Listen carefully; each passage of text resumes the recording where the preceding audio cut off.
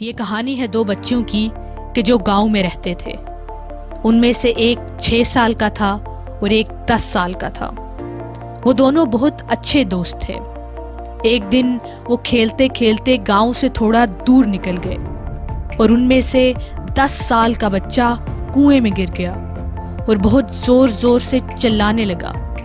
چھوٹے بچے نے ادھر ادھر دیکھا کہ کسی کو مدد کے لیے بلا لائے، لیکن دور دور تک اسے کوئی ایسا نہ مل سکا کہ جو ان کی مدد کر سکتا. آخرکار اسے پاس میں ایک بالٹی اور رسی نظر آئی. چھوٹے بچے نے 1 سیکنڈ بھی ضائع کیے بغیر اس بالٹی کو کنویں میں پھینک دیا اور اپنے دوست سے کہا کہ اس کو پکڑ لو، اور پاگلوں کی طرح رسی کو کھینچنے لگا. کھینچتا رہا اور اس وقت تک کھینچتا رہا کہ جب تک اس نے اپنے دوست کو باہر نہ نکال لیا. اپنے دوست کو باہر نکال کر وہ دونوں ایک دوسرے سے ملے، لیکن ان کے دل میں ایک ڈر بھی تھا کہ جب گھر جا کر اپنے گھر والوں کو بتائیں گے کہ آج ان کے ساتھ کیا ہوا تو ان کی بہت پٹائی ہوگی. لیکن مزے کی بات یہ ہے کہ ایسا کچھ بھی نہیں ہوا، کیونکہ جب وہ دونوں گاؤں واپس گئے اور اپنے گھر والوں کو بتایا کہ آج ان کے ساتھ کیا ہوا تو کسی نے ان کی بات پر یقین نہیں کیا. اور وہ اپنی جگہ پر ٹھیک بھی تھے، کیونکہ ایک 6 سال کا بچہ پانی سے بھری ہوئی بالٹی نہیں اٹھا سکتا، اپنے سے بڑے بچے کو کنویں سے باہر کیسے نکال سکتا ہے.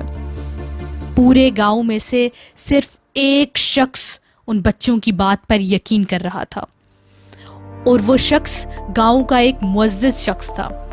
پورا گاؤں اکٹھا ہو کر اس شخص کے پاس چلا گیا اور کہا کہ یہ کیسے ممکن ہے کہ ایک چھوٹا بچہ اپنے سے بڑے بچے کو کنویں سے باہر کھینچ لایا. تو اس آدمی نے کہا کہ یہ بچے آپ کو بتا تو رہے ہیں کہ انہوں نے یہ کیسے کیا. پھر وہ کچھ دیر کے بعد بولا کہ اصل سوال یہ نہیں ہے کہ بچوں نے یہ کیسے کیا، بلکہ اصل سوال یہ ہے کہ یہ چھوٹا بچہ یہ کیوں کر پایا.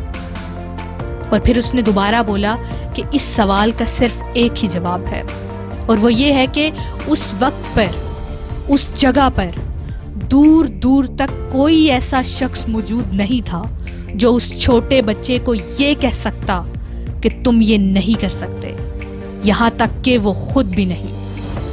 The moment we start believing ourselves, the half of task is already accomplished.